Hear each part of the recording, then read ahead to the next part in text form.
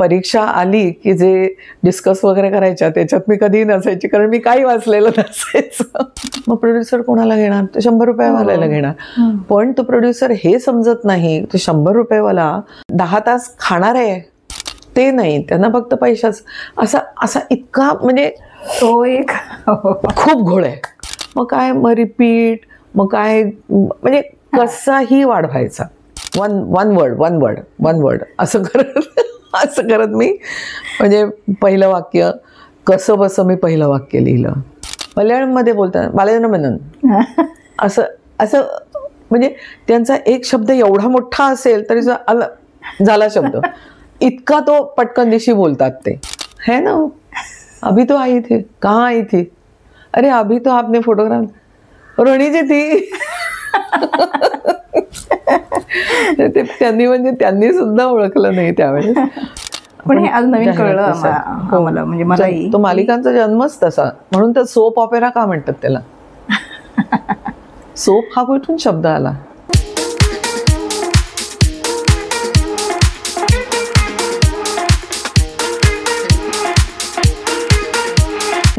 नमस्कार मंडळी, फिल्मी मराठी KMW मध्ये तुमचं सगळ्यांचं मनपूर्वक स्वागत. आज आपण अशा अभिनेत्रीला भेटत आहोत ज्यांनी गेली 50 वर्ष आपलं मनोरंजन केलं आहे. राष्ट्रीय आंतरराष्ट्रीय पातळीवर नाटक असो, सिनेमा असो, मालिका असो, ते बॉलिवूड चित्रपट, प्रत्येक क्षेत्रामध्ये त्यांनी जिथे पाऊल ठेवलं त्याचं सोनं केलेलं आहे. राष्ट्रीय आंतरराष्ट्रीय पुरस्कार प्राप्त दिग्गज अभिनेत्री आदरणीय रोहिणी हट्टंगडी यांच्यासोबत आज आपण गप्पा मारणार आहोत. खरंच आपलं भाग्य आहे आज ते आपल्याला भेटले आहेत. त्यांचं मी मनापासून स्वागत करते. नमस्कार.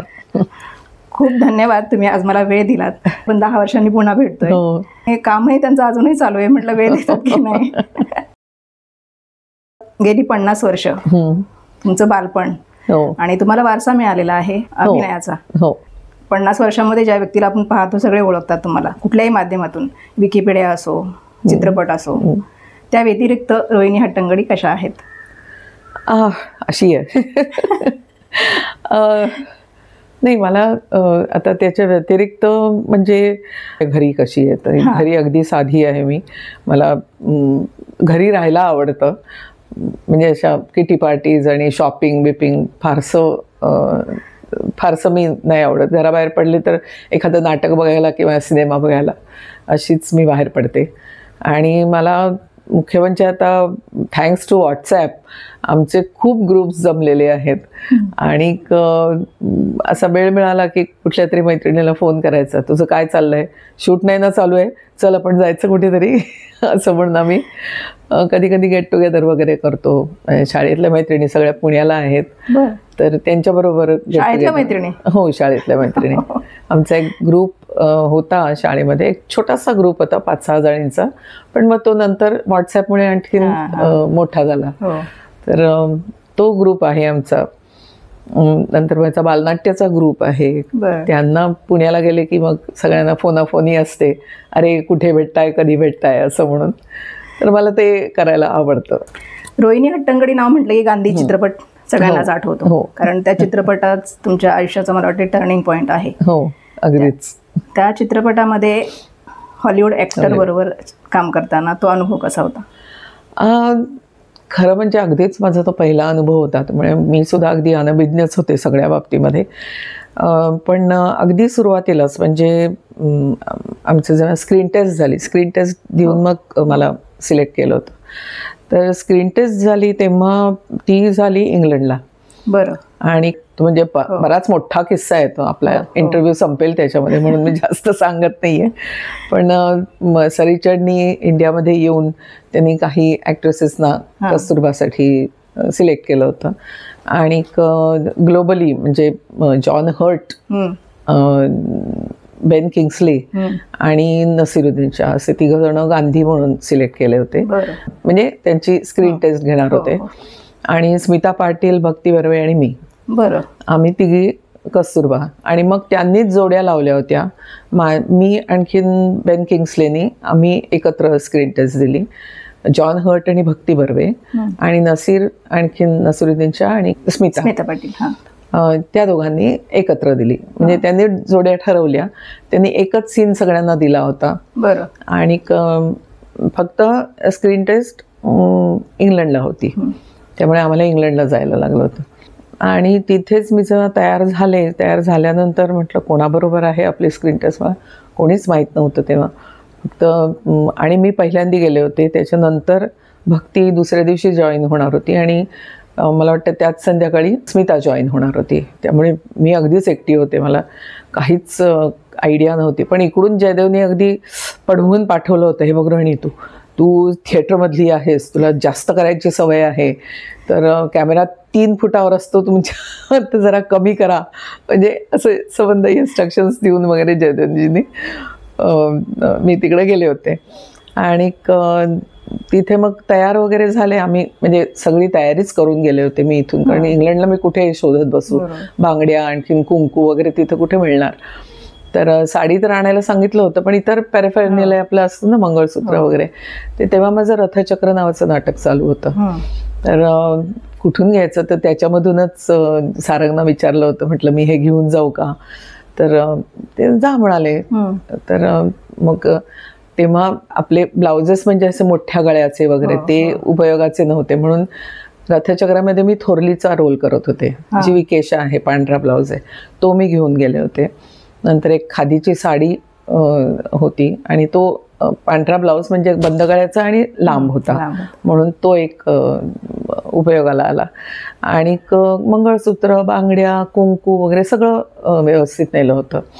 आणि तिथं तयार झाले, खाली आले आणि सर रिचर्डनी बघितलं तर म्हणाले, चल I will introduce you to Ben Kingsley who is doing Gandhi with you. बरं म्हटलं. आम्ही त्याच्या रूममध्ये गेलो होतो, तो तयार होत होता.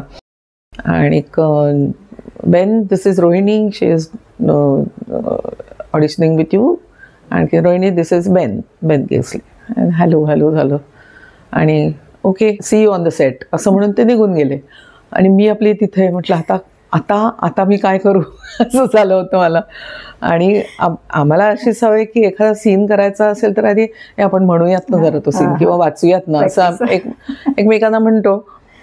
म्हटलं आता इथं काय पद्धत असते मला माहिती नाही. म्हटलं अरेच्या, आता काय विचारू. मी आपली विचारच करत बसले होते की काय म्हणावं याला. तर तेवढ्यात त्याचा मेकअप वगैरे संपला. आणि Rohini, should we do our lines first? म्हटलं येस. हास्य झालं मला. म्हटलं अरे वा, म्हणजे सगळे ॲक्टर्स सारखेच असतात हे डोक्यात पहिल्यांदी. आणि मग नंतर मग आम्ही काय जे 4-2 आमची सीन्स होते, म्हणजे जिथे ती लॅट्रिन साफ करायला नाही म्हणून सांगते ती, आय एम युअर वाईफ वगैरे जो आहे तो सीन होता. मग आम्ही गेलो, स्क्रीन टेस्ट झाली. आणि स्क्रीन टेस्ट म्हणजे चक्क सीन त्यांनी काही नाही, सेट म्हणजे काय, एक असा गोल तकिया होता, एक खाली बसायचं जाजम, आणखीन असे तकिये होते, एक बेंच होता ठेवलेला वगैरे, असं चक्क म्हणजे तो सीन सारखा सीन शूट केला. मग लंचपर्यंत आमचे सगळे मीड आणखीन हे झाले, काय OS म्हणतो, म्हणजे ओव्हर द शोल्डर, नंतर 2 शॉट हे वगैरे, लॉंग शॉट वगैरे ते सगळे झाले होते. आणि लंच नंतर जेव्हा मग माझा पहिल्यांदा त्यांनी क्लोजेस घेतले, तोपर्यंत बेनचं फोटोशूट चाललेला होता. काय 2 तास माझे सीन झाले. मग मी जेव्हा फोटोशूटसाठी गेले मग बेनचे क्लोजेस झाले. असं करून तो दिवसभरात तो एक सीन आम्ही कंप्लीट केला. आणि काय नाही, त्याच्यानंतर मग दुसऱ्या दिवशी मला वाटतं त्याच दिवशी भक्ती आणखीन नसीर आले होते. मग ते आले. मग संध्याकाळी स्मिता पण आली. मग त्यांचं दुसऱ्या दिवशी होतं. मग तर दुसऱ्या दिवशी सर, आणि मग 1 दिवस मध्ये गॅप होती. तर त्या दिवशी मग सर म्हणजे रिचर्ड, ते आम्हाला मग जेवायला घेऊन गेले सगळ्यांना एकत्र. आम्ही 4 जणी आणि ते आणि त्यांची बायको असे आम्ही जेवायला. पण तेव्हा त्यांनी सांगितलं, I am going to see your screen test tomorrow. म्हणजे 2-3दा म्हटल्यानंतर म्हटलं अरेच्या, विचारू का आपल्याला स्क्रीन टेस्ट पाहता येईल का, मी काय केलं आहे ते वगैरे. आणि मी शेवटी हिंमत करून म्हटलं काय विचारलं तर काय मॅक्सिमम काय म्हणतील, नाही म्हणतील, नाही म्हणू देत. म्हणून मी त्यांना हळूचकन विचारलं की नाही सी माय स्क्रीन टेस्ट. ते म्हणे हो yes sure you must see your screen test वगैरे असं झालं. आणखी दुसऱ्या दिवशी मग गाडी पाठवून, मग किती काय 5 मिनिटाची होती, एक सीन किती असणार तो, पण फक्त आम्हीच होतो, म्हणजे 5 जण होते. सर रिचर्ड, त्यांची बायको शीलाजी, नंतर मायकेल स्टॅनले इव्हान्स म्हणून को प्रोड्युसर होते ते, राणी दुबे म्हणून एक्झिक्युटिव्ह प्रोड्युसर होती, आणखीन कोणतरी एक होतं. असे आम्ही 5-6 जण होतो स्क्रीन टेस्टला. आणि ती म्हणजे पाहायला, तर ती पाहिली वगैरे. आणखीन अरे आपल्याला स्क्रीनवर पाहताना अरे इथे हे करायला हवं होतं, अरे इथं हे करायला हवं होतं, सगळं चाललेलं होतं या काय 4 मिनिटामध्ये. आणि नंतर मग बाहेर पडल्यानंतर so how did you like your screen test मला विचारतात. म्हटलं तर मी काय हे बरोबर केलं नाही आहे किंवा असं तर म्हणता नाही येत आहे. पण पटकन दिवशी म्हणे I was doing a bit too much no, असं काहीतरी विचित्र बोलले मी. तर ते हसले आणि म्हणे yes now you get it your, म्हणजे जे मला जयदननी लेक्चर देऊन पाठवलं होतं तेच बरोबर ते सांगितलं की 3 फुटावर असतो तुमचा कॅमेरा आणि युअर अ थिएटर ॲक्टर, पण तरी तू चांगलं केलंस वगैरे हे झालं. होकार मला 1 महिन्या 1.5 महिन्यांनी सांगितलं त्यांनी, मला लगेच नाही सांगितलं. आल्यानंतर मग डॉली ठाकूर, ती आमची लायझा ऑफिसर होती, तर तिने मग मी तिला फोन केला, म्हटलं थँक्यू व्हेरी मच वगैरे, कारण तिने शोधून काढलं इन द सेन्स तिचाच मला फोन आला होता आधी की रोहिणी असं असं आहे तर तू सर रिचर्डना भेट वगैरे. ते सहाराच्या तिथं आणखीन एक हॉटेल होतं, तर तिथं मी भेटले होते त्यांना. आणि तिथं मला त्यांनी ह्याला बोलवून घेतलं होतं स्क्रीन टेस्टसाठी. म्हणून तिला थँक्यू म्हणाला म्हणून मी फोन केला. तर ते म्हणे रोहिणी मला परत भेट. म्हटलं आता काय झालं? म्हणे आता तुला वेट कट करायला सांगितले. बरं त्यावेळेस मी किती माझं आयडियल आपण म्हणतो ना उंची वाईज वेट असतं ते माझं काहीतरी 59. आणि वय पण तुमचं साधारण 25-27. हो 25 का 26 होतं माझं वय. आणि त्याप्रमाणे काहीतरी 59 वगैरे असायला पाहिजे होतं माझं. आणि मी 65ची होते. तर म्हणे तुला वजन कमी करायला सांगितलं. म्हणून मी डॉक्टरकडे गेले. डॉक्टर म्हणे 1 महिन्याभरात तुझे 4 किलो मॅक्सिमम वजन कमी होईल, 8 किलो काही होणार नाही. कारण मग म्हटलं आता काय, तर केलं कमी ते. आणि मग त्याच्यानंतर मग जेव्हा परत इंडियामध्ये आले रिचर्ड, तेव्हा त्यांनी मग मला सांगितलं की तू यू आर बीन सिलेक्टेड. अरे वा. पण तू आत्ता कोणाला सांगू नकोस, आम्ही ऑफिशियली डिक्लेअर करणार आहोत. तर इतर कोणाला म्हणजे ज्यांचं सिलेक्शन झालं नाही आहे त्यांना मला आधी सांगायचं की यू आर नॉट सिलेक्टेड, आणि नंतर आम्ही ऑफिशियली डिक्लेअर करणार आहोत, तर कोणाला सांगू नकोस. म्हटलं नाही सांगणार. You can tell your husband but not anybody else असं. तर त्याच्यानंतर म्हटलं अरेच्छा झालंय. मग अगदी जेव्हा कळलं ते डॉलीच्याच घरी त्यांनी फोन केला होता. दिल्लीला होते मला वाटतं तेव्हा ते सर रिचर्ड. तर दिल्लीला होते, त्यांनी फोनवरच मला सांगितलं होतं. मग येता म्हटलं आता सुरुवात करायला पाहिजे मग वाचायला वगैरे. येताच, कारण ती पेडर रोडला राहते, येता मणिभवनमध्ये गेलो. माझे सत्याचे प्रयोग पहिलं पुस्तक विकत घेतलं आणि आले.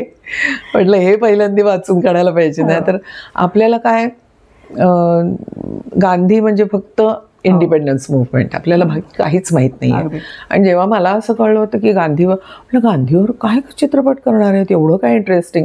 50 नंतरची आमची पिढी आहे, त्यामुळे आम्ही तसं फ्रीडम स्ट्रगल तसा पाहिलेला नाही आहे. आणि गांधी आम्हाला फक्त टेक्स्टबुक मधले स्ट्रेट म्हणजे धोती नेसलेले, बाकी आम्हाला काहीच नाही माहिती. तर ते जेव्हा वाचलं तेव्हा म्हटलं अरेच्छा हे सगळं आहे का वगैरे. आणि त्याला सुद्धा फार मटेरियल मला मिळालंच नाही त्या भूमिकेसाठी. मला हे म्हणायचं यातून एक सिद्ध होतं की एक आपण पडद्यावर कलाकाराला पाहतो पण त्याच्या मागे किती मोठी प्रोसेस. गांधीच्या आधीचा तुमचा प्रवास काय होता, कसा होता?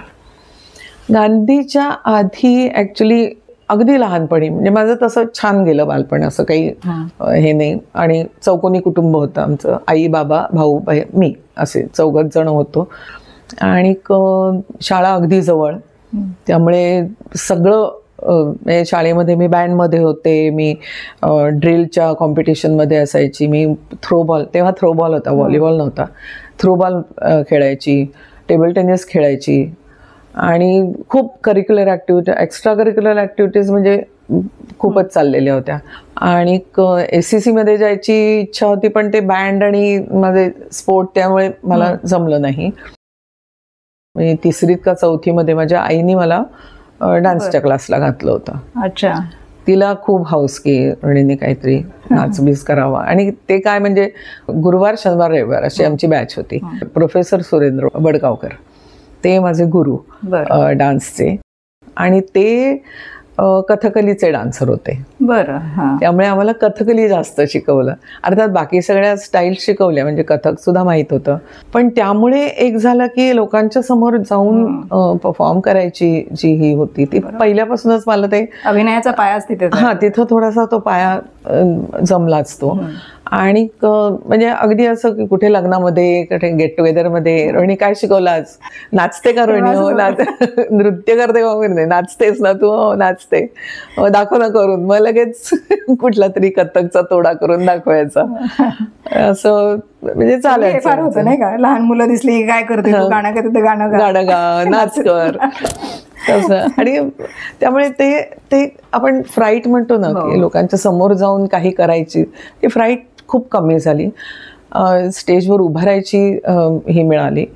शाळा तर चाललेलीच होती आणि कुठे असं नंबर खाली नापास वगैरे असं कधी झालेलं नव्हतं. त्यामुळे एक बेसिक इंटेलिजंट असल्यामुळे खूप असे मार्क पहिली वगैरे आली असं नव्हतं माझं, पण अगदीच नापास नव्हते. त्याच्यानंतर पण एक मात्र व्हायचं की या जरा मोठी झाल्यानंतर, म्हणजे 8वी 9वी 10वीत वगैरे गेल्यानंतर या सगळ्या माझ्या मैत्रिणीची, म्हटलं ना आमचा ग्रुप आहे, तर त्या सगळ्या जणी परीक्षा आली की जे डिस्कस वगैरे करायच्या त्याच्यात मी कधीही नसायची, कारण मी काही वाचलेलं नसायचं.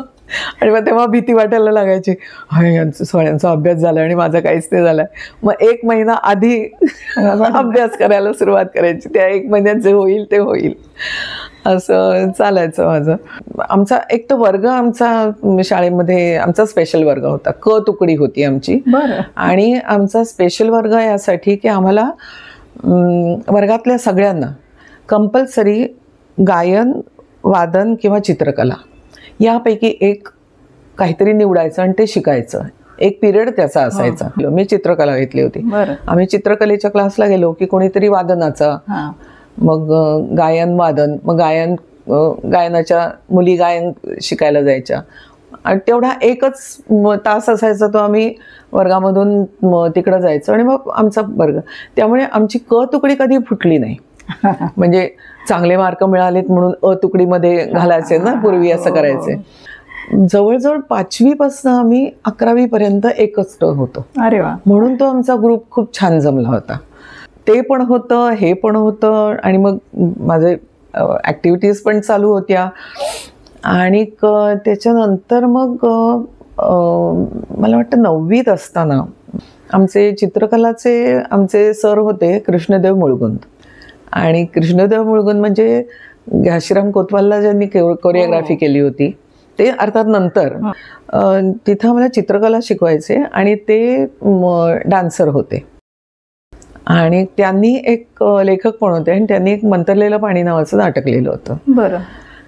आणि त्याच्यामध्ये मला त्यांनी एकदा विचारलं की रोहिणी तू काम करशील का नाटकात. तोपर्यंत आम्ही काम म्हणजे केलेलं नव्हतं, पण माझा डान्स होता. बघ त्या 3 अंकांमध्ये 3 डान्सेस आहेत, त्यामुळे मला रोल मिळाला.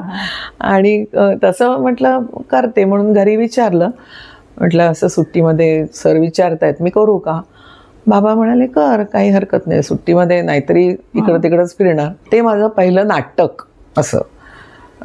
त्याच्या आधी अर्थात अगदी पहिली दुसरीत असताना राम सीता, आणखीन शबरीचा रोल केला होता.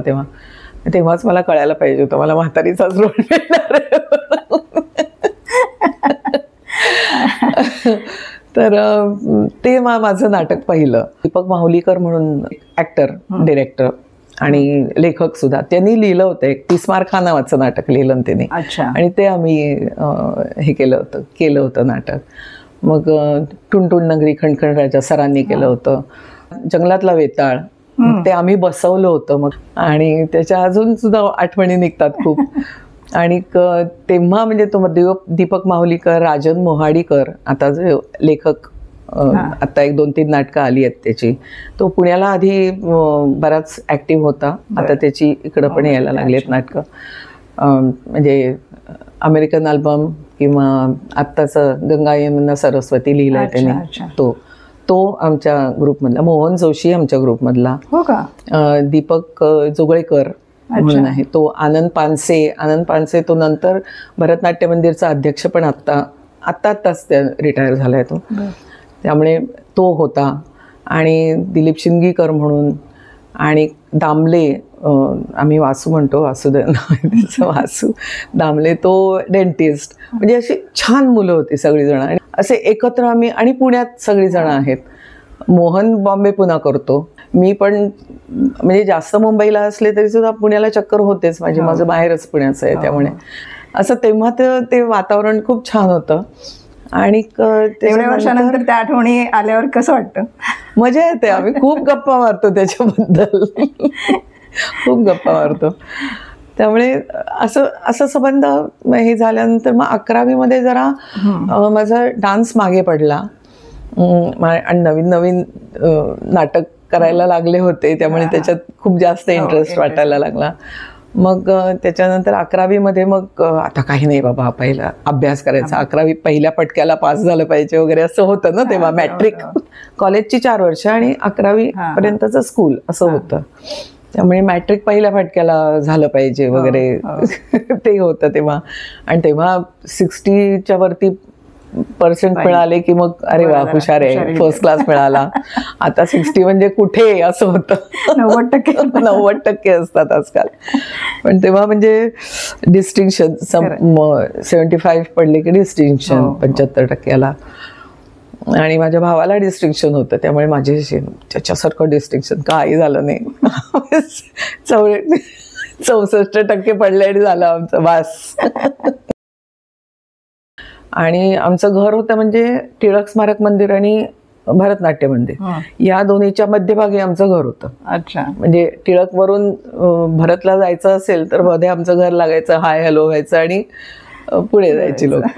त्यामुळे अगदी मोक्याच्या ठिकाणी होतं आमचं घर. त्यामुळे खूप ये जा असायची लोकांची. आणखीन कॉलेजमध्ये सुद्धा स्पोर्ट्स होतेच. मी व्हॉलीबॉलमध्ये होते. व्हॉलीबॉल केलं. नंतर नाटकं तर चाललेलीच होती. कॉलेजमध्ये नाटक पण केलं. पण मी सायन्सची होते. त्यामुळे NCC मी 1 वर्ष केली. दुसऱ्या वर्षी आम्हाला NCC मधून सॉरी म्हणून काढलं. कारण आम्ही 3-4 जणी होतो. आम्ही सायन्स स्टुडंट. आणि आमच्या परेड्स व्हायच्या तेव्हाच आमचं प्रॅक्टिकल असायचं. त्यामुळे मॅच नाही झालं. चला बाहेर. मग बाहेर पडल्यानंतर मला PT वगैरे काही करायचं नव्हतं. मग ह्याच्यात गेले ना. मग व्हॉलीबॉल. मग टीममध्ये होते. म्हणजे स्कूलच्या टीममध्ये पण होते आणि युनिव्हर्सिटीच्या टीममध्ये पण. ग्रॅज्युएशन झाल्यानंतर काय करायचं तर डॉक्टरीला चान्स घ्यायचा होता म्हणून मी CBZ ग्रुप घेतला. अभिनेत्री नसते तर डॉक्टर झाले असते. हो. नाही, पण तिथे मला ॲडमिशन नाही मिळाली. म्हणजे मार्क्स कमी पडले. ससूनला मिळाली नाही. म्हणजे BJ मेडिकलला ॲडमिशन नाही मिळाली. मार्क्स कमी पडले म्हणजे. आणि मला बाबा बाहेर पाठवायला तयार नव्हते. नाहीतर मग सांगलीला सुद्धा चांगलं मेडिकल कॉलेज आहे, तिथं जाऊन करायचं.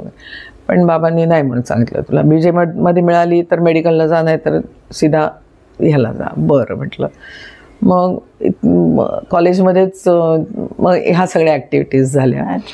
आणि कारण केमिस्ट्री असल्यामुळे मग इंटरव्ह्यूज देत होते.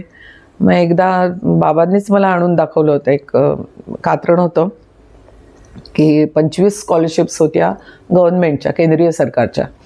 त्याच्यामध्ये सगळ्या ह्याच्यामध्ये काहीतरी 25 स्कॉलरशिप्स सगळ्या फील्ड्समध्ये देणार होते. परफॉर्मिंग आर्ट्समध्ये. तर त्याच्यामध्ये मग गाणं, डान्स, फोक संगीत, लोकनाट्य, लोकसंगीत आणि त्याच्यामध्येच नाटक. तर नाटकासाठी म्हणून तू स्कॉलरशिप बघ म्हणजे कर अर्ज. मग मी अर्ज केला मग काय लिहायचं, कारण बाकी सगळ्या गुरूंचं नाव लिहायचं ना, म्हणजे डान्स असेल तरी सुद्धा गुरुचं नाव असतं. आणि म्हटलं आता थिएटरमध्ये गुरु म्हणजे आता कोण लिहायचं. मग माझ्या वडिलांनी सजेस्ट केलं की अलकाजींचं नाव लिही, नॅशनल स्कूल ऑफ ड्रामा आणि इब्राहिम अलकाजी असं. आणि कारण त्याच्या 2 वर्ष आधी पुण्याला NSDची काही 2 नाटकं आली होती, ती आम्ही पाहिली होती. तर बाबा म्हणाले मग त्यांचं नाव लिही, बघूयात मिळतंय का तिकडे, म्हणजे तिथं स्कूलमध्ये पण जाता येईल समजा मिळाली तर, नाहीतर मग बघूयात. मी एक अर्ज केला आणि 2 इंटरव्ह्यूज झाले होते तेव्हा. एक कलकत्त्याला पहिला इंटरव्ह्यू झाला. मग पहिल्या इंटरव्ह्यूला आम्हाला दोघांना सिलेक्ट केलं होतं ह्याला फायनल इंटरव्ह्यूसाठी. मग आम्ही फायनलला दिल्लीला इंटरव्ह्यू झाला. तो दुसरा मुलगा होता तो रवींद्र भारतीमध्ये त्याने ॲडमिशन घेतली, कारण तो कलकत्त्याचाच होता. आणि मी दिल्लीला ॲडमिशन घेतली. मग तिथं 3 वर्ष तिथे प्रवास, तो NSDचाच प्रवास. तिथं पण खूप शिकायला, म्हणजे ॲक्च्युली ती 3 वर्ष खूप महत्त्वाची माझ्यासाठी होती.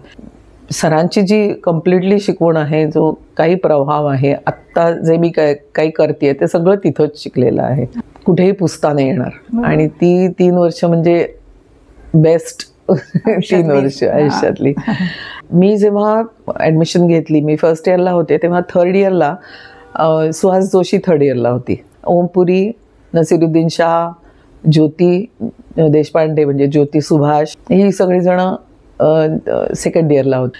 नंतर माझ्याबरोबर जयदेवजी होते, राजेश विवेक, स्वदेशमध्ये तो पोस्ट मास्टरचा रोल केलेला, तो माझा बॅचमेट. आणि सबा जैदी म्हणून एक मुलगी होती. आमची छोटासाच वर्ग होता, आम्ही 8 जण होतो वर्गामध्ये. संबंध स्कूलमध्ये मिळून आम्ही 45 जण होतो फक्त. आता ललित कला पुण्याचं आहेच, तर ललित कलाचं खूप चांगलं नाव आहे, कारण तिथं परत मी म्हणते तसं खूप इंटेन्सिव्ह आणि छान शिक्षण दिलं जात आहे. मुंबईची आटा आहे जी वामन केंद्रेनी, म्हणजे पहिल्यांदा ते डिरेक्टर होते, आता नाही येते. हे जे वर्कशॉप्स होत आहेत त्याला खूप जास्त वेळ नाही दिला जात आहे. 6 महिन्यामध्ये intensive course, national school of ड्रामामध्ये सुद्धा इंटेन्सिव्ह कोर्स चालायचा, पण तो दररोजचा असायचा. आता असं झालंय शनिवार रविवार किंवा फक्त संध्याकाळी वगैरे असं. मे बी सगळं सांगते म्हणजे माझं हे कदाचित माझं चुकत असेल, पण तेव्हा आम्हाला दुसरं काहीच करायला नव्हतं. आता इतके व्हेन्यूज झालेले आहेत, म्हणजे तुम्हाला टेलिव्हिजन आहे, टेलिव्हिजनमध्ये सुद्धा आपण माहीत नसलेले चॅनल्स आणि तिथे सिरियल्स चालत आहेत, त्यामुळे मागणी खूप आहे. बरोबर. आमच्या वेळेस मागणी जास्त नव्हती, त्यामुळे आम्हाला वी हॅड टू प्रूव्ह आवरसेल्व्हज, आणि मग आम्हाला कुठेतरी चान्स मिळायचा. म्हणजे आता सुद्धा इमिजिएटली चान्स मिळाला तरी होत काही नाही, तुम्हाला 7 वर्ष कमीत कमी घासायला लागतं, त्याच्यानंतर काहीतरी तुम्हाला मोठं काम मिळतं. नाहीतर छोट्या छोट्या कामांवर समाधानी असलेली सुद्धा खूप लोक आहेत.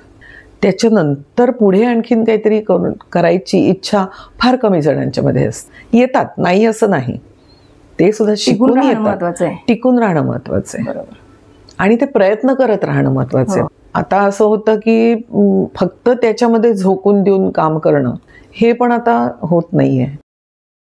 म्हणजे जयदेवजीच म्हणायचे तुम्हाला 2-3 करिअर्स असायला पाहिजेत. आजकाल ना कॉम्पिटिशन म्हणजे इतकी विचित्र कॉम्पिटिशन झालेली आहे. म्हणजे आता परवाच्याच दिवशी, कालच नाही, एक मुलगी काहीतरी त्या मुलाला सांगत होती की मी सिलेक्ट झाले होते, शेवटच्या 3 मध्ये मी सिलेक्ट झाले होते, पण तुमच्या इंस्टाग्रामला जास्त फॉलोअर्स नाही आहेत म्हणून तुम्हाला काम नाही मिळालं. हा काय क्रायटेरिया आहे मला कळलं नाही, कारण इंस्टाग्रामवर तुम्ही पैसे देऊन तुम्ही फॉलोअर्स हे करू शकता आणि तुम्हाला ब्लू टिक नाही, किंवा इंस्टाग्रामवर तुमचे 10,000 आहेत आणि बाकीच्यांचे लाख आहेत, पण ते लाख कसे आहेत हे तुम्ही बघायच्या भानगडीत नाही पडत. बरोबर. तर तुम्ही इंस्टाग्रामच्या ह्याच्यावर तुम्ही का निकष लावताय? तुम्ही टॅलेंटवर निकष लावा ना. अगदी. हा सगळा गोंधळ पण आहे थोडासा. आणि एक माणूस, समजा मी शिकून आलेली आहे आणि मला माझ्यावर कॉन्फिडन्स आहे, म्हणून मी समजा एखाद्या पर डे मी समजा सांगितला, मी 500 सांगितला पर डे, मला 500 पर डे पाहिजे. दुसरं कोणीतरी येतं, हां मी 100 रुपयात करायला तयार आहे. मग प्रोड्युसर कोणाला घेणार? तो 100 रुपयावाल्याला घेणार. पण तो प्रोड्युसर हे समजत नाही, तो 100 रुपयेवाला तुमचे 10 तास खाणार आहे, 500 वाला तुमचं 1 तासात काम करून देईल. ते नाही, त्यांना फक्त पैशाच. असा इतका म्हणजे तो एक खूप घोळ आहे. म्हणजे मला माझ्याच एका मालिकेमधलं, हिंदी मालिका होती एक, त्याच्यामधला एक हे आठवतंय, मायके से बंधी डोर नावाची एक मालिका चालू होती माझी. आणि त्यांनी मला असं सांगितलं होतं की ते तुमचं पहिल्यापासून असेल, पण ती मुलगी तुमच्याकडे लग्न होऊन आली की एक 2-4 महिन्यातच डिवोर्स नाही होत, पण ती माहेरी जाते निघून. म्हटलं त्याच्यानंतर मग आपलं काही जास्त नसणार आहे, म्हणजे एक काय 4-5 महिने ओके. म्हणून मी हो म्हणून सांगितलं त्यांना. आणि गंमत अशी झाली की आमचा जो ट्रॅक होता, आमच्या फॅमिलीचा ट्रॅक होता, त्याला TRP आला आणि मग आमचंच काम वाढत गेलं. म्हटलं अरे परत कधी जाणार आहे परत आता, म्हणजे मला कंटाळा यायला लागला. म्हटलं अरे परत कधी जाणार आहे ही? आमचं तुम्ही सांगितलं होतं तर आता झाले ना. नाही, तुमचा ट्रॅक आवडतोय त्यामुळे तुमचा ट्रॅक वाढवलेला आहे. म्हणजे जे एक फॅमिली होती त्यांचं काम जास्त असणार होतं, ते सकाळी 7 वाजता यायचे, 12 वाजता पॅकअप करून गेले आणि आम्ही 9 वाजता येऊन 2 वाजेपर्यंत मरतोय तिथे. असं चाललेलं होतं अक्षरशः. का वैताग आला होता. म्हटलं हे असं नाही चालणार. पण नाही, TRP आहे त्यामुळे तुमच्या फॅमिलीमध्ये मग काय, मग रिपीट, मग काय, म्हणजे कसाही वाढवायचा. हो, मागणी तसा पुरवठा. त्यामुळे आधीची स्टोरी बाजूलाच राहते आणि तिसरंच काहीतरी चालू होतं. तुम्हाला माहीत आहे होळी येणार आहे, तुम्हाला माहीत आहे हे, पण होळी आल्यानंतर 8 दिवसात अरे होळीचा सीन टाका. आता चाललेल्या सिक्वेन्समध्ये होळीचा सीन कसा टाकायचा? ते ओढून ताणून होळीचा सीन असतो, ओढून ताणून. आता वटपौर्णिमा ओढून सगळं ओढून ताणून असतं. काय म्हणजे त्याची गंमतच गेली ना, त्याची अगदी कम्प्लीट गंमत जाते मग. आणि त्या मालिकेला तर मला अक्षरशः असं झालं होतं, आम्ही एक दिवस गेलो, आम्हाला बोलावलं होतं, 9चा कॉल टाईम होता, आम्ही 9ला गेलो, आम्ही करून तयार व्हायला आलो तरी आमचा सीन आला नाही. मग आम्ही अरे आरडाओरडा करत, अरे सीन द्या रे करत. नंतर मग एक जण आला, 11-11:30 वाजता एक जण आला, सीनचं बी आहे नाही आहे. लेखकाकडून गेलेले असतात पण ते अप्रूव्ह होतात चॅनलमध्ये, चॅनलमधून मग इकडे येतात. त्या ह्याच्यामध्ये तो लेखक तरी काय करणार बिचारा, किती करणार. लेखकांनी एकदा लिहून दिल्यानंतर तुम्ही फक्त पहा आणि पुढे हे करा ना. नाही हा चांगला नाही आहे, मग परत पाठवा, लेखकाला फोन करा, हे याच्यामध्ये हे चेंज करा, हे चेंज करा. सीन मिळायला उशीर झाला की मग अरे हा उद्याचा सीन आहे, हा कंप्लीट व्हायला पाहिजे. मग आम्ही एक्सटेंड करून सकाळी 9 वाजता आलेलो, आम्ही 2-2 वाजेपर्यंत काम करून ते कंप्लीट करायचं काम. हा असा तेव्हा प्रकार चाललेला. म्हटलं ही झाल्यानंतर म्हटलं मी हिंदी सिरियल करणार नाही. तेव्हा मराठीमध्ये जरा चांगले दिवस होते, त्या मराठीमध्ये पण साधारण तसंच झालेलं आहे. साधारण विषय सुद्धा आता इकडून तिकडे हिंदीचे मराठीत, मराठीचे हिंदीत असे होतातच. ते सुद्धा नाविन्य नाही, नाहीतर मराठीमध्ये खूप नाविन्य होतं विषयांचं. आता ते सुद्धा कमी झालेलं आहे. त्यामुळे आता करायला मजा नाही येत.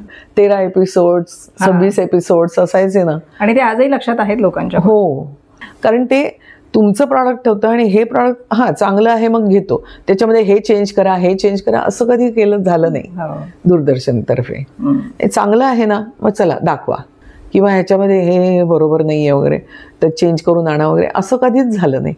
त्यामुळे ती क्रिएटिव्हिटी कुठेतरी ते सॅटिस्फाय होत होती. आता ती कुठे सॅटिस्फायच होत नाही आहे धडपणे. म्हणजे त्याला खूप कॉम्प्रोमाइजेस करून आजकाल म्हणजे प्रोड्युसर्सचे म्हणजे नमस्कारच करायला लागतो मला, की किती ऐकून घेत असतील चॅनलचं ते एखादं चांगलं प्रॉडक्ट करण्यासाठी. म्हणून मराठी मालिका, हिंदी मालिका, मराठी चित्रपट, हिंदी चित्रपट, गुजराती, याशिवाय असंख्य भाषांमध्ये तुम्ही काम केलेलं आहे, तमिळ, मल्याळम असं. तर हे कसं साध्य केलं की भाषा पूर्ण वेगळी म्हटल्यावर ते कसं? ॲक्च्युली ते बाय शिअर कोइन्सिडन्स किंवा लक म्हणा ते झालं होतं. कारण एकदा मला वाटतं उटीला हिंदी फिल्मचं शूट करत होते, मला एक फोन आला बरं. प्रोफेसर बरागुरू रामचंद्रप्पा त्यांचा फोन आला.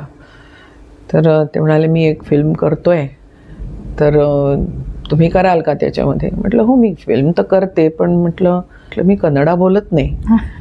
म्हटलं माझं आडनाव हट्टंगडी आहे, पण मी मूळची महाराष्ट्रीयन, मराठी, मॅरिड टू कोंकणी. ते सुद्धा माझ्या नवऱ्याला कन्नडा थोडंच यायचं, म्हणजे सासूबाई आणखीन सासरे दोघंजणही बोलायचे कन्नड. तर म्हटलं तशी मला कन्नडा येत नाही, चालेल पण तुम्ही कराल का? म्हटलं तुम्हाला चालत असेल तर म्हटलं करायला हरकत नाही आहे मला. हो म्हणून म्हटलं, पण म्हटलं आता आपण काय करणार आहोत. म्हटलं तिथं कोणीतरी हिंदी इंग्लिश बोलणारे असतीलच, तर तेव्हा हे करूया. आणि लोकेश म्हणून एक ॲक्टर होते, तर त्यांच्याबरोबर होतं जास्त काम माझं. तर म्हटलं लोकेशचं मी नाव खूप ऐकलं होतं. म्हटलं ठीक आहे त्यांच्याबरोबर असेल तर मग करता येईल, सांभाळून घेतील ते. एक आयडी हळ्ळी नावाचं एक छोटंसं खेड आहे, तिथे वाडा आहे असा, आणि त्या वाड्याच्या जमीनदाराच्या बायकोचा रोल होता तो. तर पहिल्या दिवशी गेले तिथे, काय शॉट आहे? बरं मी विचारलं तर ते त्यांच्या भाषेमध्ये मला म्हणजे ते सांगायला लागले. तो बरागुरू रामचंद्रप्पा ते होते, ते इंग्लिशचेच प्रोफेसर होते, ते इंग्लिशमध्ये मला एक्सप्लेन सगळं केलं. ओके, मग डायलॉगची वेळ आली. म्हटलं डायलॉग लिहून आणले होते. म्हटलं मला कानडी येत नाही, तर त्यांनी इंग्लिशमध्ये डायलॉग लिहिले होते. इंग्लिशमध्ये कानडी आणि त्याचा मी वाचणार. म्हटलं हे काय आपलं काम नाही. म्हटलं आता काय करू. मग म्हटलं कोणाला ह्याच्यामध्ये थोडं तरी हिंदी किंवा इंग्लिश येत आहे त्याला बोलावलं. म्हटलं यू स्पीक द लाईन, असं म्हणजे ते सुद्धा मोडकं तोडकं चाललेलं होतं आमचं. म्हटलं स्पीक, आणि मग वन वर्ड असं करत मी म्हणजे पहिलं वाक्य कसं बसं मी पहिलं वाक्य लिहिलं. तर ते कळायला सुद्धा त्रास ना. बरं त्याच्यामध्ये काय, या शब्दाचा अर्थ काय, या शब्दाचा अर्थ काय, या शब्दात असं करून मी विचारलं त्याला. मग खाली त्याचं म्हणजे मी लिहून घेतलं, म्हणजे फोनॅटिकली लिहून घेतलं, मला जो शब्द माहिती नाही आहे, आणि मग तो उच्चारला. म्हटलं हे ओके, हां ठीक आहे ओके. मग ते वाक्य काय आहे हे तर कळायला पाहिजे मला, मी काय बोलते ते तर कळायला पाहिजे, तेव्हाच काहीतरी येणार ना एक्सप्रेशन.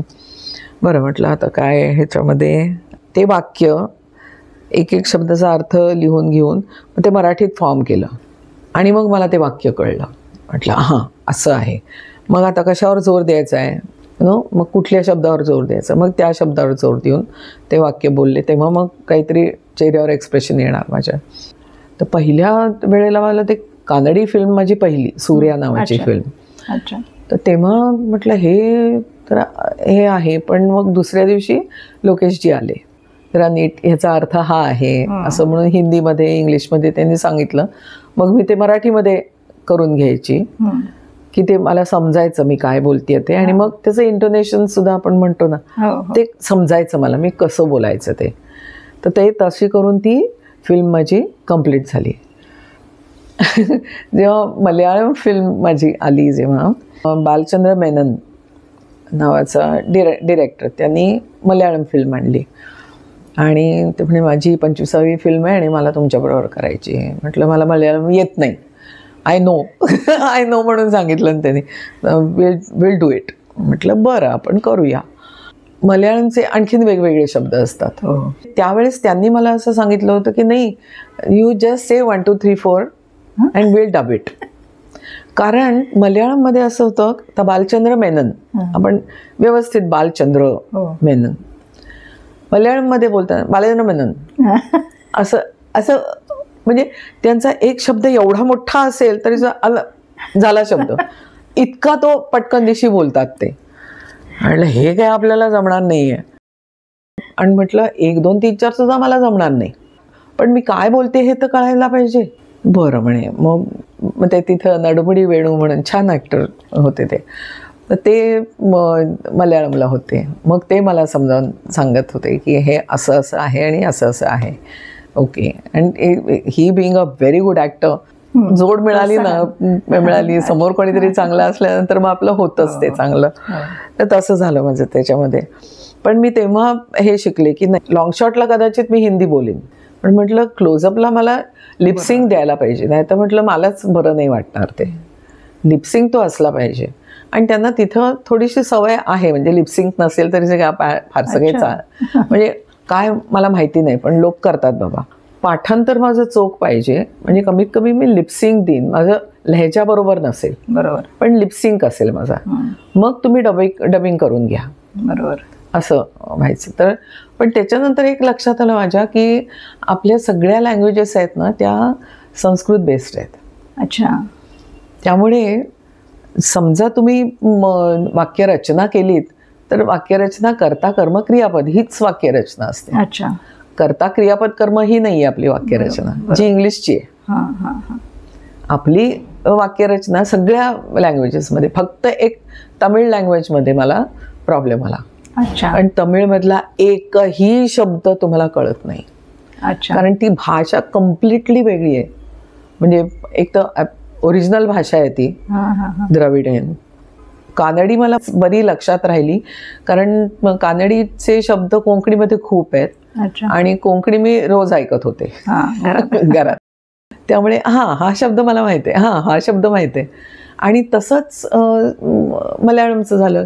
संस्कृत शब्द खूप आहेत त्याच्यामध्ये, आणि त्यामुळे मग ते एक मजा येत होती करताना. इवन त्यामुळे माझं तेलुगू सुद्धा मी किती माझे 15-20 झाले तेलुगू फिल्म. हो हो. टोटल आता हा विषय निघाला तर आत्तापर्यंतच्या एवढ्या 50 वर्षामधले मराठी टोटल चित्रपट किती झाले, नाटक किती, मालिका किती?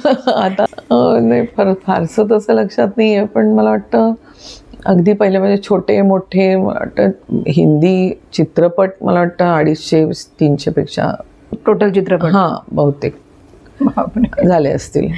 आणि मालिका सुद्धा अशा बऱ्याच आहेत. मालिका 50-60 तरी असतील. नाटकं सुद्धा तेवढीच.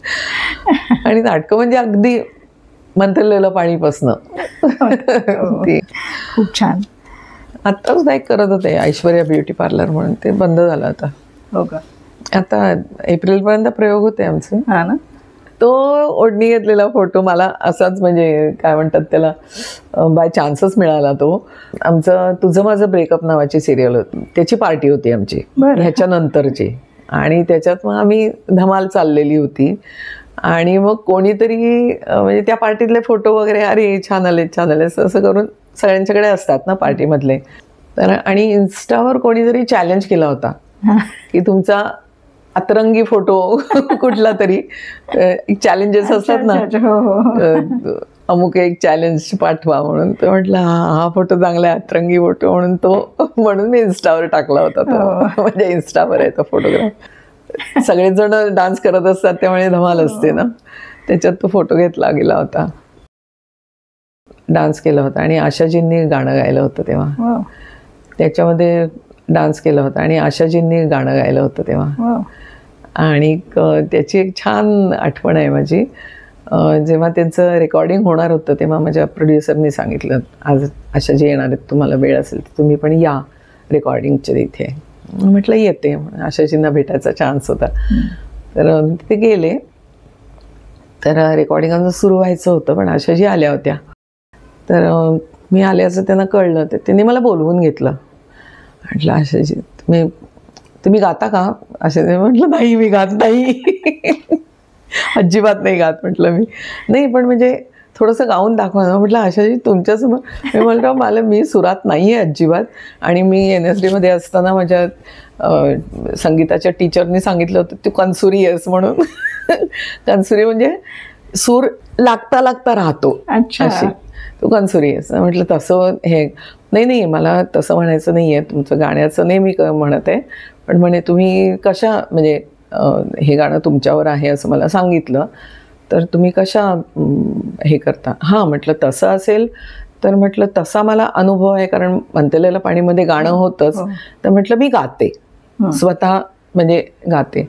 तर त्याने सांगितलं, एक छान गोष्ट सांगितली. ते म्हणे काही ॲक्ट्रेसेस असतात ना, त्या नुसत्याच ओठ हलवतात, जिया जले जा जले, हां असं करणार त्या. काही ॲक्ट्रेसेस असतात त्या स्वतः गातात बरोबर. म्हणजे त्यांनी तेव्हा जया भादुडी खूप फेमस होत्या, अगदी कार्यरत होत्या तेव्हा. तर त्यांनी सांगितलं जयाजी कशा गातात ना, म्हणजे त्यांच्या अशी शिरांवरून कळतं की त्या स्वतः गातायत म्हणून. त्या शिरा अशा ताणल्या जातात ना, त्याच्यावरून कळतं की ती स्वतः, कारण ती स्वतः गाते ह्याच्याबरोबर. म्हणजे काय तेव्हा, आणि प्लेबॅक असल्यामुळे तो एवढा लाऊड असल्यामुळे तुमचं काय गाणं कॅप्चर केलं जात नाही, त्यामुळे ती स्वतः गाते.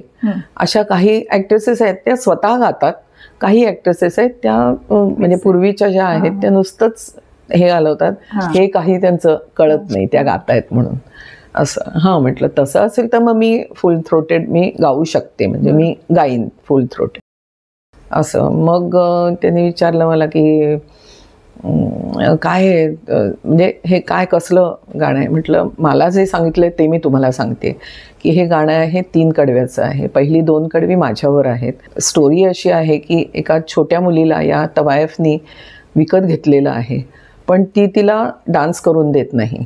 तिला ती शाळेमध्ये पाठवते, शिकायला लावलंय तिने, आणि जेव्हा संध्याकाळी डान्स वगैरे चालू असतो तेव्हा ती कुलूप लावून तिला एका खोलीत बंद केलेलं आहे तिने. म्हणजे करते, तिने शिकायचंय, तिने ह्या प्रोफेशनमध्ये यायचं नाहीये, असा एक तिचा हा असतो. आणि ती मुलगी आहे, तिचा एक भाऊ आहे, तो तिला माहीत आहे, आणि ती काय किती 6-7 वर्षाची असताना आलेली आहे इथे, त्यामुळे तिला माहीत आहे एक भाऊ आपला आहे आणि ती भावाच्या शोधात आहे, एवढं आहे. आणि या गाण्याची मला बॅकग्राऊंड अशी सांगितली की हे मी गाते, एका ह्याच्यामध्ये माझा तोल जातोय, आणि तोल गेल्यानंतर तो माणूस म्हणतो आता तू बुड्ढी झालीस, यायलाच नको, आम्हाला जवानी पाहिजे वगैरे, असं करून तो काहीतरी असं काहीतरी हे आहे.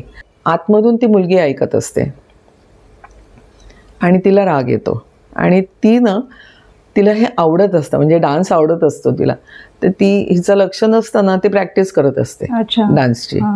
हे हिला माहिती नाही, म्हणजे मला माहिती नाही आहे ते. तर ती तरा बाहेर येते, माझ्या हाताला धरते, बाहेरून कडी लावते, बंद करते, आणि ती समोर येऊन त्या माणसाला म्हटलं तुला जवानी पाहिजे ना, चल घे, असं म्हणून शेवटचं कडवं म्हटलं तिचं, असं मला सांगितलेलं आहे. हां, तर मी सांगितलं बरं झालं, म्हणजे आता मला तसं गायला बरं. बापरे म्हटलं एवढं, म्हणजे त्यांच्यासाठी सुद्धा एक कॅरेक्टर उभी करणंच असतं ना. तुमच्या मनात जे तुमचं चालू असतं ते डोळ्यातून दिसतंच ना तुमच्या, and you don't have to act असं. तसं म्हटलं हे गाण्यामध्ये सुद्धा त्यांनी कुठेतरी लक्षात ठेवलं असणार, आणि तिसरं कडवं म्हटलेलं असणार. आशाजींचा तो भयंकर माझा लाडकाच आहे किस्सा, मला खूप आवडला. म्हणजे तेव्हा मी अक्षरशः मनोमन नमस्कार केला त्यांना, म्हटलं अगं बाई असं असतं. आणि मग त्यामुळेच त्या म्हणाल्या की रफी साहेब जेव्हा गायचे तेव्हा आपल्याला कळायचं कोण गातंय.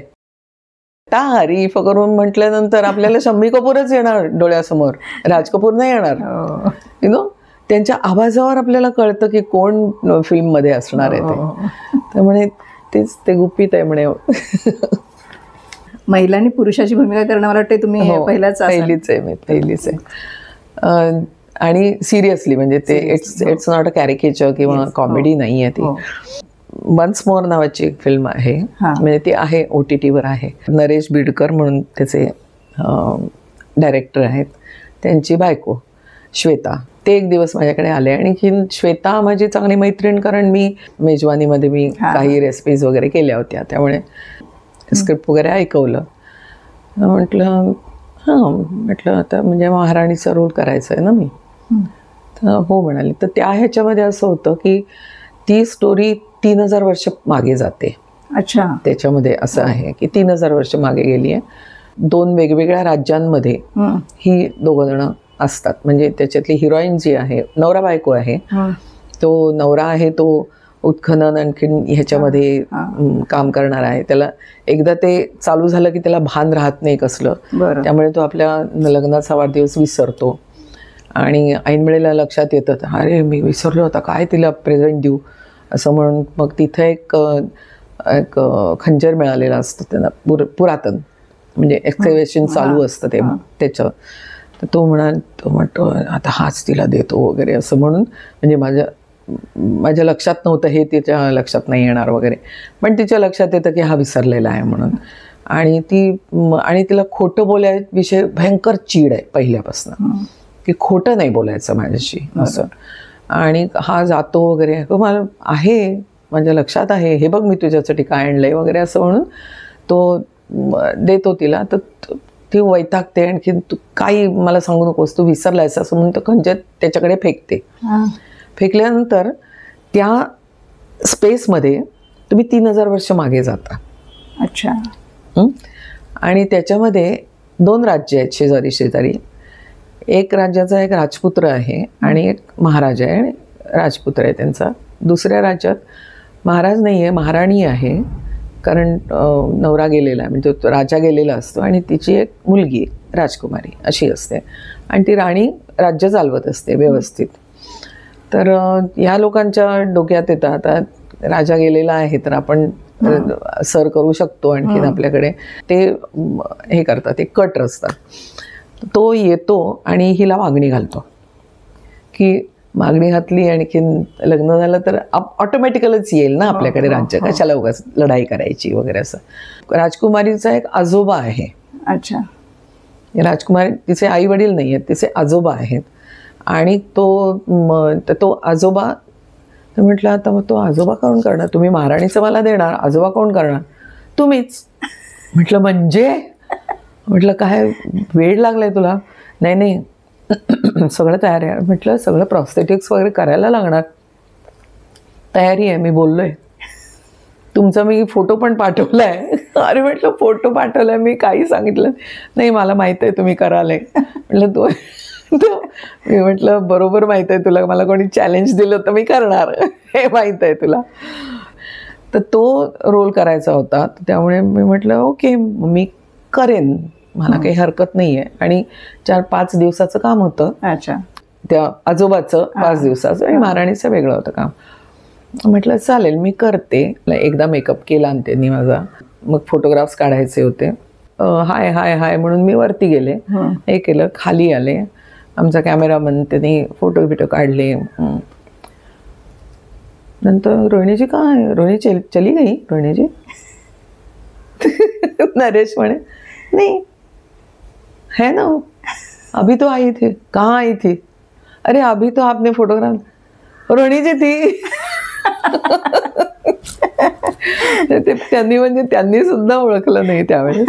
म्हणाला म्हणजे आता आपण सक्सेसफुल आहोत तर आपण करूया. पण त्याला करायला मला 4 तास लागायचे मेकअप करायला. हो ना. आणि कारण ते सगळं पुटीज वगैरे लावून हे लावून करायचे ना, ते आतमध्ये घाम यायचा. हो. आणि ते लॅटेक्समध्ये घाम उडायला कुठेच जागा नाही ना संबंध. तो घाम असा इथूनच घाम येतोय, असं एक इथून कुठून तरी, असं कुठून तरी जिथं जागा मिळेल तिथून घाम खाली यायचा. आणि मग असं केलं की जास्त जास्त यायचं, कारण आतमध्ये साचलेला असायचा घाम.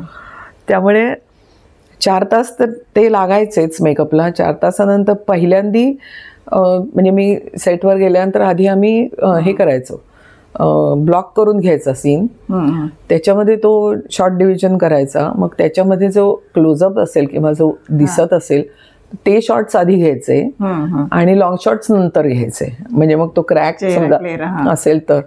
आणि 4च्या नंतर तो हाच असायचा, म्हणजे क्रॅकच व्हायचा तो. त्यामुळे लॉंग शॉट्स नंतर, आधी म्हणजे असं उलटं करायला लागायचं. त्यामुळे इतका कधी कधी हे व्हायचं ना की अरे आपण काय करतोय असं हे वाटायचं. पण डबिंगमध्ये सुद्धा मग मी असं झालं होतं की मी जरा चॅलेंज जरा जास्तच घेतला, मनावर घेतला होता. की म्हटलं मी जरासा आवाज बदलून म्हटलं करते ना, मी माझंच डबिंगच आहे ना, मी करते ना वगैरे असं म्हणून. नाही रोहिणीची लक्षात येईल म्हटलं. अरे लक्षात आलं तर आलं, म्हटलं मला करू देत ना. मी शक्यतो जरा जाडा भरडा आवाज काढून, कंप्लीट वाक्य 1-2 होती मला वाटतं, बाकी वाक्यच नव्हती, नुसतं धोका धोका वगैरे असं होतं. तर मग त्यांनी सांगितलं चला मग करूया. मग 2 दिवस खपून आम्ही केला, पण नंतर त्यांनी माझा आवाज नाही यूज केला. मग संजय मोनेंनी मला आवाज दिला होता तो नंतर. असा गोंधळ तो झाला होता. खूप अगदी वेगळा अनुभव होता तो, मजा आली होती पण. आणि मग त्याप्रमाणे मग हे सुद्धा ते स्कार्फ आणि मग हे पायजमा त्यांचा नंतर, म्हणजे म्हटलं अरे मला इतकं सुख वाटतं की मला पोट आतमध्ये घेऊन लागत आहे. नाहीतर असं पोट आतमध्ये घेऊन वगैरे असं चालायला लागतं. म्हटलं मला आता मी खुश आहे याच्यावर. मस्त मस्त. कोणती भूमिका करायची राहिली ज्यासाठी लगेच तुम्ही हो म्हणाल? शेक्सपियरची कुठलीही भूमिका आली तरी मी करीन. तुमचा फेवरेट को स्टार? नसीर. तुमची आवडती भूमिका? सारांश. कधी ऐनवेळी डायलॉग विसरलात असं झालंय का? झालंय. एखादा शब्द विसरला ना की सगळा गोंधळ होतो. तो पेस तुटला की गेलं असं. आणि मला नेहमी भीती वाटते आता कधी असे फोन्स वाजतात किंवा असं काहीतरी मध्येच थांबावं लागतं. ते थांबल्यानंतर मला पुढचं लाईन आठवेल की नाही याची मला भीती वाटते नेहमी. त्यामुळे मी थांबायचंच टाळते.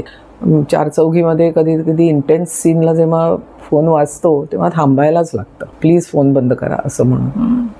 नाटकाच्या वेळी जास्त प्रॉब्लेम येत असेल? खूप प्रॉब्लेम होतो. बाकी नाही. सुट्टी असली की कुठे जायला आवडतं? घरी बसायला आवडतं. आळशी आहे मी, आळशी. पण मला कुठे जायचं म्हटलं तर मला 50 वर्ष झालं काम करतात तरी आळशी. म्हणजे मला काही असं हे म्हणजे मला चॉईसच दिला तर मी न्यूझीलंडला जाईल. अच्छा. एका शब्दात थिएटर? 40x40च्या जागेमध्ये विश्व. अभिनयाचा मंत्र? मला तर वाटते रोहिणी हट्टंगडी म्हणजे अभिनय आहे. बापरे, एवढं नाहीये. आणि अभिनय म्हणजे रोहिणी हट्टंगडी आहेत. आयुष्यातील एखादा भारी क्षण? प्रिन्सेस डायना आणखीन प्रिन्स चार्ल्सच्या बरोबर बसून गांधी पाहिला होता आणि त्यांनी कॉम्प्लिमेंट दिला होता मला, म्हणजे प्रत्यक्ष असा एज ग्रेसफुली असं म्हणून. तुमचा आवडता चित्रपट? सिंगिंग इन द रेन खूप आवडतं मला. तुमचे आदर्श कोण आहेत? आदर्श एक असं नाही आहे माझं कोणी, असंख्य असतील. पण तरी आमचे अलकाजी सर, विजयाबाई आहेत मेहता. विजया मेहता. म्हणजे त्यांच्याबरोबर ॲक्च्युली मी काही काम केलेलं नाही आहे, पण मला खूप आवडतात. आवडता अभिनेता? त्याला विचारच करायला लागेल. सगळ्यांचं सगळं काय काय थोडं थोडं आवडतं मला. मी फॅन होते संजीव कुमारची, फॅन संजीव कुमारची होते. आवडता पदार्थ? काहीही खाण्याचं. भयंकर फुडी आहे मी. तुमची आवडती मालिका? मला उंच माझा झोका खूप आवडली होती. चित्रपट जुने की नवे आवडतात? जुने आवडतात. तुम्ही स्वतः बनवत असलेली फेवरेट डिश? कारल्याची भाजी बनवते आंबट गोड. स्वतःला पण आवडते खायला? स्वतःला पण आवडते खायला. रोहिणी हट्टंगडी, अभिनया व्यतिरिक्त तुमचे छंद काय?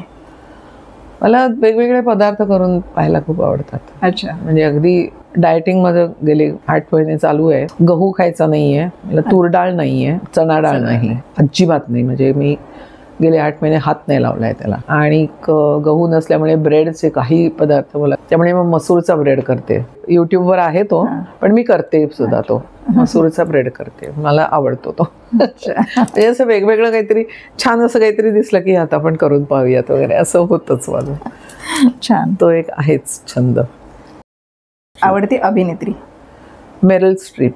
थिएटर, मालिका, चित्रपट आणि आता OTT, काय आव्हान आहेत? ते वेगवेगळी आहेत ॲक्च्युली. कारण माध्यम थिएटर तर कम्प्लिटली वेगळं आहे, त्याची वेगळीच आहेत. पण माध्यम जरी एक असलं, सिनेमा, TV आणखी हे कॅमेरा हे आपण माध्यम असं समजलं. OTT नंतरच आत्ता आलेलं आहे. पण TV आणखी ह्याच्यामध्ये खूप तफावत आहे. कारण TV मध्ये तुमची मालिका चालू असते.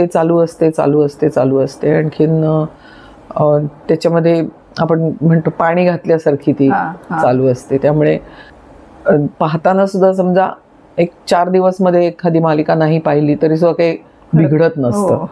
पण फिल्ममध्ये एखादा मिनिट जरी गेलं तरी सुद्धा बरंच काहीतरी मिस झाल्यासारखं वाटतं. एक तर तो फिल्मचा कॉन्सन्ट्रेटेड असा अनुभव असतो एक, आणि तो थिएटरमध्ये जाऊनच जर जास्त आपल्याला अनुभवता येतो चांगला. आपलं कॉन्सन्ट्रेशन कम्प्लीट समोरच्या पडद्यावर असतं. म्हणजे आपल्या बरोबर कोणी बसले हे सुद्धा आपण कधी कधी विसरतो. आणखीन त्यामुळे तो एक अनुभव वेगळा असतो. टेलिव्हिजनचा अनुभव कम्प्लीट वेगळा असतो. तुमची बेल वाजली, फोन वाजला, कोणीतरी हाक मारलं, कुकरची शिट्टी झाली, अमुक झालं, असे सगळे व्यवधानं असतात. आणि त्याच्यामध्ये आपण TV पाहत असतो.